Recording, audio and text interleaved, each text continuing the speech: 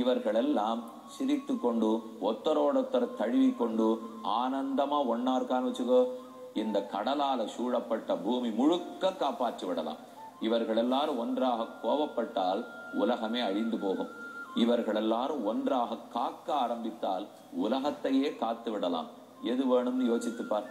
இவா ரெண்டு பேரும் ஒத்தருக்கொத்தர் கோவப்பட்டு சண்டை போடுறது நியாயமா, அல்லது ஒத்தருக்கொத்தர் கைகோத்து கொண்டு உலகத்தையே காப்பாற்றுவது தர்மமா?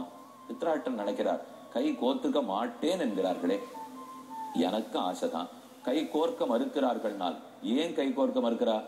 ஒத்தரே ஆளணும்னு நினைக்கிறார்கள். மற்ற பேருக்கு உரிமை இருக்கும் போது அந்த உரிமை அவருக்கு விட்டு கொடுக்கணும் இல்லையோ?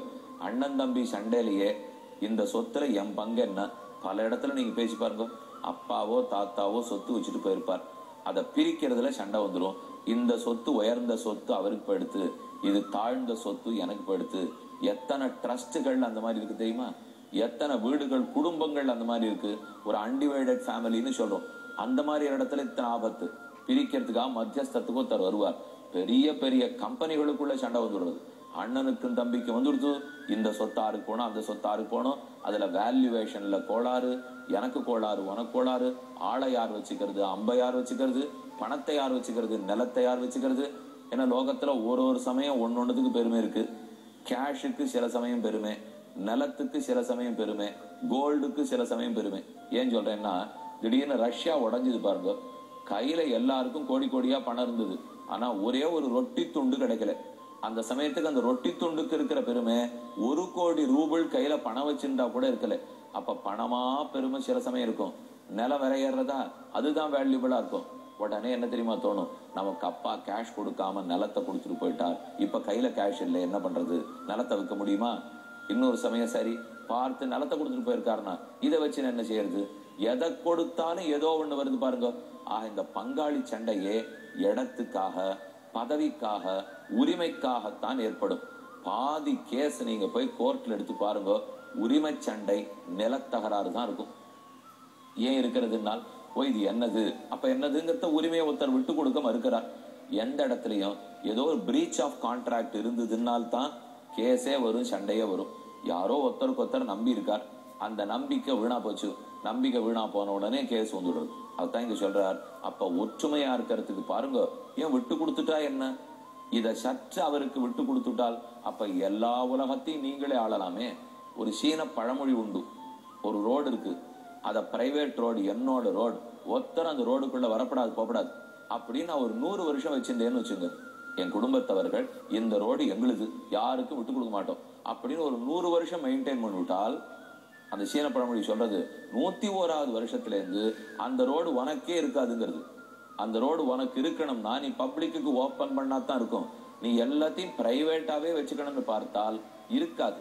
இதனாலதான் ராமானுஜர் சரணாகதி உயர்ந்த சாஸ்திரம், அதை யாரோ 10 பேருக்கு சொல்லி பிரயோஜனம் இல்லை, ஆசை இருக்கிற அனைவருக்கும் கூறணும். திருக்கோட்டியூர்ங்கிற திவ்ய கஷேத்திரத்துக்கு போனார். அங்க மேல அட்டாங்க விமானம், விமானத்துக்கு மேல ஏறி நின்று கொண்டார். இத்தனைக்கும் ராமானுஜருக்கு சரம ஸ்லோகத்தை உபதேசித்த ஆசான் திருக்கோட்டியூர் நம்பிகள். அவர் வான்மணி அமைச்சிருக்கார், ஜாகிரதே, நான் உன்னை 18 தடவை நடக்க வச்சுதான் கொடுத்தேன். இந்த கதை உங்களுக்கு தெரியுமே. ஸ்ரீரங்கத்திலிருந்து திருக்கோட்டியூருக்கு ராமானுஜர் 18 தடவை போனார். ஒரு தடவையும் போய் திருக்கோட்டியூர் நம்பிகள் வாசப்படியை தட்டுறார். அவர் விஷயத்தை கொடுக்க மாட்டேங்கிறார். இன்னும் இல்லை, சர்வதன்மான் பரித்யஜ்யன்னு கண்ணனுடைய சரம ஸ்லோகம் இல்லையா, கீதையினுடைய இறுதியில இருக்கிறது. அதனுடைய ஆழ்ந்த கருத்துக்களை திருக்கோட்டியூர் நம்பிகளிடத்துல கேட்டுக்கணும் என்று ராமானுஜர் காசே. திரும்ப திரும்ப போறார். முதல் தரம் போறார், நீ பக்குவம் அடையலே அப்புறம் வா. 2ஆம் தரம் போறார், நீ இன்னும் தயாராகலே அப்புறம் வா. 17 தடவையும் போனார். முயற்சியில தளராமல் போனார். 18வது தடவை சரி உட்காரு, போனா போறது, இவ்வளவு தூரம் வந்துவிட்டேன், உன்னை நிறைய டெஸ்ட் பண்ணிவிட்டேன், இந்த அர்த்தத்தை எல்லாம் கொடுக்கிறார். ராமானுஜர் பெற்றுனுட்டார். அப்ப அவர் சொல்றார், உன்னை எவ்வளவு பரீட்சை பண்ணி இதை நான் சொல்லி கொடுத்திருக்கேனோ, உங்ககிட்ட யாரான ஒரு சிஷ்யன் வந்தால் அதே போல பரீட்சை பண்ணித்தான் நீ அந்த அர்த்தத்தை கொடுக்கணும். சட்டுன்னு கொடுத்துடக்கூடாது, கண்ட பேருக்கு உயர்ந்த கருத்துக்கள் போயிடக்கூடாது என்று ஜாகிரதப்படுத்தி கொடுத்தார். சரி சரின்னு ராமானுஜர் ஏற்றுக்கொண்டார். அடுத்து திருக்கோட்டியூர் அஷ்டாங்க விமானத்தில் ஏறினார். ஆசை இருக்கிறவர்கள்லாம் வாங்கும், முக்தி அடையணும்னு விருப்பம் இருப்பவர் வாருங்கள் என்று கூட்டி அமர்த்தி சரம ஸ்லோகத்தின் அர்த்தத்தை சொன்னார். சர்வதர்மான் பரித்யஜ்ய மாமேகம் சரணம் பிரஜ அகம் துவா சர்வ பாபேப்யோ மோக்ஷயிஷ்யாமி மா சுச்சஹா. மொத்த பேருக்குமா ஆக்கினார். எல்லாரும் வந்து கேட்டுண்டார்கள். இன்னைக்கு நம்ம சரணாகதி ராமானுஜர்னு ஓஹோன்னு கொண்டாடுறோம். அப்ப அவர் புரிஞ்சுன்னு என்ன தெரியுமோ, எந்த ஒரு மார்க்கத்தையும் நமக்குன்னு பொத்தி பொத்தி மூடி மூடி வச்சுனுட்டா அது நாளைக்கு விளங்காது, நமக்கே இல்லாமல் போகும். அதை பல பேருக்கு விட்டு கொடுத்தால் தான் அனைவரும் அதை உபயோகப்படுத்தினா மார்க்கமும் நன்னாகும், நமக்கு நல்லது, ஊருக்கு நல்லது. ஆகவே புரிஞ்சுக்கோ, விட்டு கொடு, மத்த பேரை ஆள சொல்லு, அவர்களுக்கு உரிமை இருக்கு. ஒண்ணுதுன்னு நாட்டை நினைச்சுக்காதே. அப்படி நினைச்சிருந்தியானா நீயே கட்டுப்படுவாய். இது என்னாச்சு, பிள்ளைக்கு நல்லது பண்ணணுங்கிறதுக்காக கை நாட்டை அவனுக்கு மட்டும் வேணும்னு வாங்கிண்டாள். கடைசியில பிள்ளை 14 வருஷம் பட்டினி கிடந்து தவித்தான். இவ்வளவுதான் அம்மா அவனுக்கு பண்ணி வச்ச நல்லது. ஆகவே இந்த பிள்ளைகளை ஒன்றாக கோபப்பட சொல்லாதே, ஒன்றாக அருள் புரிய சொல். நீங்கள் ஒன்று கூடிவிட்டால் உலகத்தையே வாழ்விக்கலாம், உலகத்தையே ஆளலாம் என் உயர்ந்த கருத்து. 2 பேரையும் ஒப்புமைப்படுத்தி சொல்லிட்டார். இன்று பார்த்தோம். தீபம் 6 பாரதத்தில் தர்மம். ஒரு